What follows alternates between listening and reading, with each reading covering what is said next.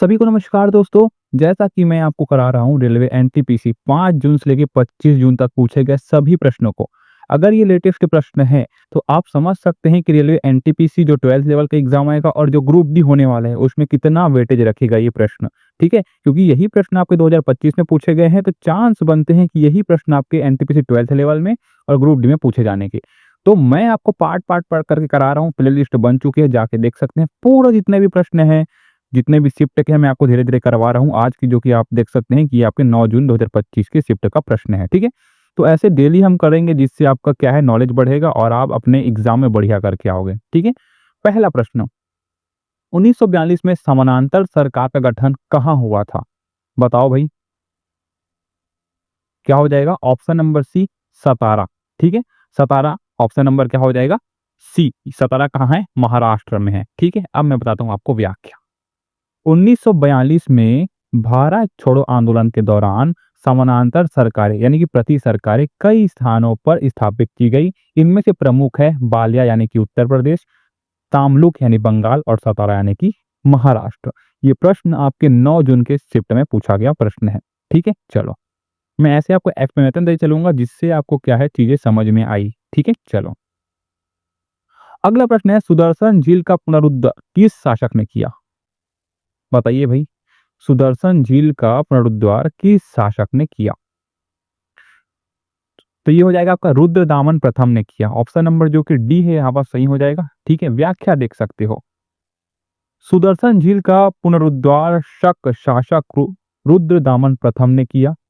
इसके अतिरिक्त स्कंदगुप्त ने भी झील की मरम्मत कराई थी। यहाँ पर देख सकते हैं स्कंदगुप्त ने भी झील की मरम्मत कराई थी। तो दोनों में से अगर एक का भी नाम आएगा तो आप कर लोगे, लेकिन रुद्रदामन प्रथम द्वारा किया गया पुनरुद्धार अधिक प्रसिद्ध है। तो जब भी आपके ऑप्शन में दोनों आएंगे तो आप क्या लगाओगे?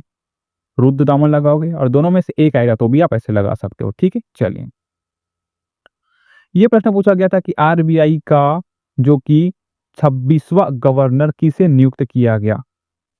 9 जून 2025 का प्रश्न है। याद में रखेंगे संजय मल्होत्रा को 26वें नंबर का क्या किया गया? गवर्नर नियुक्त किया गया। ऑप्शन नंबर डी यहाँ पर सही हो जाएगा।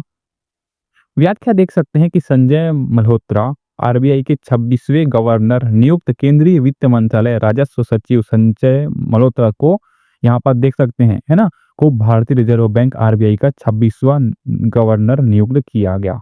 ठीक है, चलो ये अगला प्रश्न है, चालुक्य वंश का संस्थापक कौन था? बताओ भाई, चालुक्य वंश का संस्थापक कौन था? तो ये था आपका पुलकेशिन प्रथम। पुलकेशिन प्रथम ऑप्शन नंबर ए जो कि सही हो जाएगा। एक्सप्लेनेशन देख सकते हैं कि चालुक्य वंश का संस्थापक पुलकेशिन प्रथम था। उसने 543 ईस्वी में बदामी यानी कि वर्तमान में कर्नाटक में अपनी राजधानी स्थापित की और एक शक्तिशाली राजवंश की नींव रखी जिसने दक्षिण भारतीय इतिहास में महत्वपूर्ण भूमिका निभाई। किसने? पुलकेशिन प्रथम ने। कई बार पूछा गया आपके शिफ्ट में प्रश्न। ठीक है, चलो अगला प्रश्न है, सर्वोच्च न्यायालय सतर्क प्रहरी है। बताइए, सर्वोच्च न्यायालय सतर्क प्रहरी है किसका है? ये पूछा गया है, मान के चलो। क्या बोलोगे आप? तो आप बोलोगे यहाँ पास कि संविधान का सतर्क प्रहरी है आपका सर्वोच्च न्यायालय।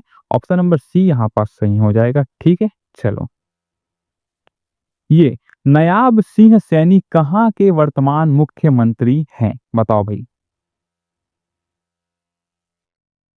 तो ये जो कि है कहाँ के हैं पता है आपको? साथ साथ आप भी आंसर देते चलिए जिससे आपको नॉलेज बढ़े। ठीक है, हरियाणा के हैं। ऑप्शन नंबर बी जो कि है सही हो जाएगा। व्याख्या मैं बता देता हूँ आपको, ठीक है, क्योंकि व्याख्या आपके लिए इंपॉर्टेंट होगा, अच्छे से करिएगा। नायाब सिंह सैनी ने हरियाणा के 11वें मुख्यमंत्री के रूप में शपथ ली। कौन से नंबर? 11वें नंबर। ठीक है, ब्रू टाइम्स न्यूज है ना, एक मूल से 24 मार्च 2024 को संग्रहित थी। ठीक है, यानी कि 24 मार्च 2024 को लिया गया। ठीक है, चलो अगला प्रश्न है आपका कि भाजपा सरकार ने दिल्ली में कितने साल बाद और कितने सीटों से जीत हासिल की? बताओ भाई, जबरदस्त क्वेश्चन पूछा गया था। याद रखेंगे 27 साल बाद और 48 सीटों से जीत हासिल की। ठीक है, ऑप्शन नंबर ए जो कि है यहाँ पास सही हो जाएगा। चलो अगला प्रश्न क्या पूछा है यहाँ पास कि ओडिशा सरकार ने हाल ही में किस टाइगर रिजर्व को राज्य का दूसरा राष्ट्रीय उद्यान घोषित किया है? तो ये हो जाएगा दोस्तों क्या, सिमलीपाल। ठीक है, सिमलीपाल जो कि ओडिशा में है, ये भी आप याद में रखेंगे। ऑप्शन नंबर सी जो कि है सही हो जाएगा। एक्सप्लेनेशन में बता देता हूं आपको कि ओडिशा सरकार ने हाल ही में सिमलीपाल टाइगर रिजर्व को राज्य का दूसरा राष्ट्रीय उद्यान घोषित किया है, जो कि भितरकनिका जो कि भितरकनिका के बाद दूसरा राष्ट्रीय उद्यान है। पहला कौन सा है? भितरकनिका। दूसरा कौन सा है? राष्ट्रीय उद्यान अभी बताया मैंने, सिमलीपाल, जिसे यह भारत का 107वां राष्ट्रीय उद्यान बन गया है। ठीक है, चलो इतना आपको एक्सप्लेनेशन से बता रहा हूँ ना, अगर आप सही से चीजें कर लेते हो, जितना करा रहा हूँ आपको, कोई समस्या नहीं होगी जीके में, है ना, क्योंकि ये सभी पूछे गए हैं यहाँ पे 2025 में, तो चांस क्या बनते हैं 2025 में पूछे जाने के बनते हैं। ठीक है, चलो अगला प्रश्न है, भारतीय पुनर्जागरण का जनक किसे माना जाता है? One of the most important प्रश्न। भारतीय पुनर्जागरण का जनक जो कि है राजा राम मोहन राय को माना जाता है। ऑप्शन नंबर बी यहाँ पास सही हो जाएगा। 9 जून 2025 का पूछा गया प्रश्न है। व्याख्या मैं बता देता हूँ, एक्सप्लेनेशन देख सकते हैं कि राजा राम मोहन राय ने 1828 में ब्रह्म समाज की स्थापना की। कई बार पूछता है, कई बार। राजा राम मोहन राय ने 1828 में ब्रह्म समाज की स्थापना की। ऐसे पूछता है कि ब्रह्म समाज की स्थापना किसने की? राजा राम मोहन राय ने। कब की? 1828 में। समझ में ही बात।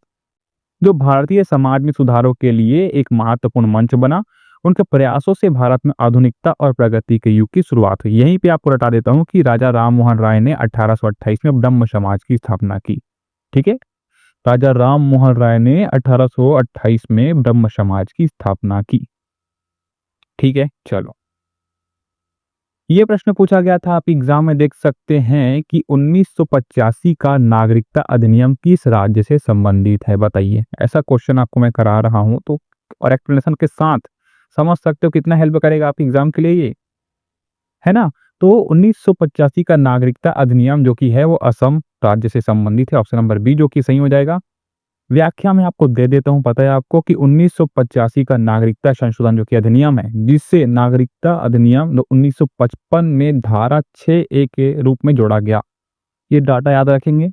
मुख्य रूप से असम राज्य से संबंधित है। इस अधिनियम का उद्देश्य असम समझौते को लागू करना और बांग्लादेश से असम में प्रवास करने वाले व्यक्तियों की नागरिकता की स्थिति को संबोधित करना था।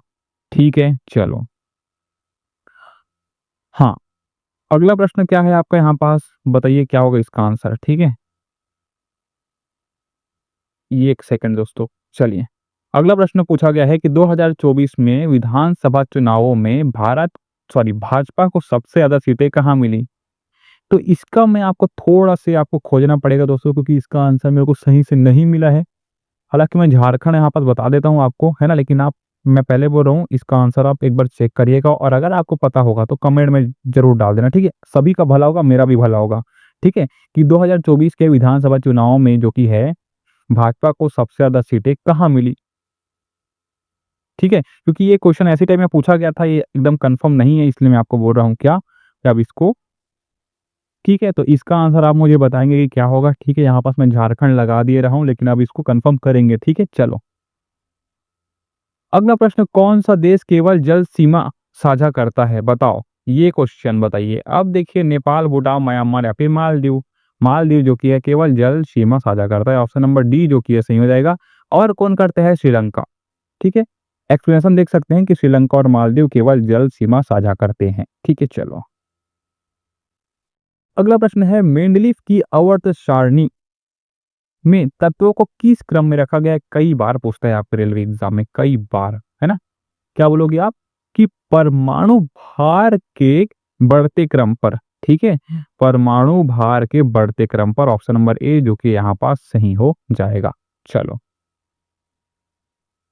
अगला प्रश्न है दोस्तों, इनमें से कौन मेघालय का भाग नहीं है? अब देखिए, इतना अंदर का पूछा है आपको, मेघालय का भाग कौन नहीं है करके, तो ऐसे चुनिंदा प्रश्न मैं आपको करा दे रहा हूं जो आपके लिए हेल्प करेगा। ठीक है, यहाँ पर देख सकते हो मोको कंचुग, यही आपका नहीं है। ऑप्शन नंबर डी जो कि है यहाँ पास सही हो जाएगा। ठीक है, चलो इतना डीप का पूछता है, आप देख सकते हो, तो इसलिए मैं आपको बोल रहा हूँ कि सरल कीजिए, स्मार्ट तरीके से स्टडी कीजिए, जो पूछा गया है उसी को पढ़िए। भारत का प्रायद्वीपीय पठार किस भूभाग का हिस्सा है? बताओ। भारत का प्रायद्वीपीय पठार किस भूभाग का हिस्सा है?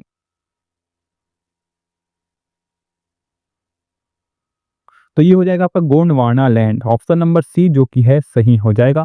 एक्सप्लेनेशन बिना मैं आपको कुछ चीजें बताता नहीं हूं, है ना। तो भारत का प्रायद्वीपीय पठार गोंडवाना लैंड नामक प्राचीन भूभाग का हिस्सा है। यह भारत के दक्षिणी भाग में स्थित है, तो दक्षिणी भाग भी याद में रखेंगे। और दक्कन के पठार के रूप में भी जाना जाता है, दक्कन के पठार के रूप में भी जाना जाता है। चलो, मैं आपको रिपीट इसलिए करता हूँ पता है आपको, ताकि आपको वीडियो में ही याद हो जाए। ठीक है, 10 प्रकार की चीजें आपको वीडियो में ही याद हो जाए, इतना सारा पूछता है आपको। वर्ली पेंटिंग में किस पेंट का उपयोग किया जाता है? किस तरह की पेंट का उपयोग किया जाता है? प्राकृतिक। ठीक है, प्राकृतिक, ऑप्शन नंबर बी जो कि है क्या हो जाएगा? सही हो जाएगा। ठीक है, यहाँ पास मैं आपको एक्सप्लेनेशन दे सकता हूँ कि वर्ली पेंटिंग में पारंपरिक रूप से चावल के आटे और पानी के मिश्रण से बना एक सफेद रंग द्रव्य इस्तेमाल किया जाने है, यानी कि प्राकृतिक। ठीक है, ऑप्शन नंबर क्या हो जाएगा? यहाँ पास मैंने बता दिया है। ठीक है, चलो ये बताओ भाई, क्वेश्चन कितना तगड़ा पूछता है देखिए। राष्ट्रीय समुद्री खेलों 2025 का उद्घाटन कहाँ हुआ? बताइए। अब ऐसा क्वेश्चन ऑप्शन के साथ कहाँ मिलेगा आपको? मेरे जगह पे स्मार्ट स्टडी पे सब्सक्राइब कर लेना चैनल को। ठीक है, तो ये मुंबई होगा। ठीक है, राष्ट्रीय समुद्री खेलों 2025 का उद्घाटन मुंबई में हुआ। ठीक है, एक्सप्लेनेशन है यहाँ पास, दिक्कत नहीं है आपको, मुंबई आपका ऑप्शन सही है। ठीक है, चलो ये बताइए क्वेश्चन, नीति आयोग के SDG इंडेक्स 2023-24 के अकॉर्डिंग, या फिर है ना परफॉर्मर कैटेगरी का स्कोर क्या रहा? किसका बोले? परफॉर्मर कैटेगरी का स्टोर जो कि स्कोर।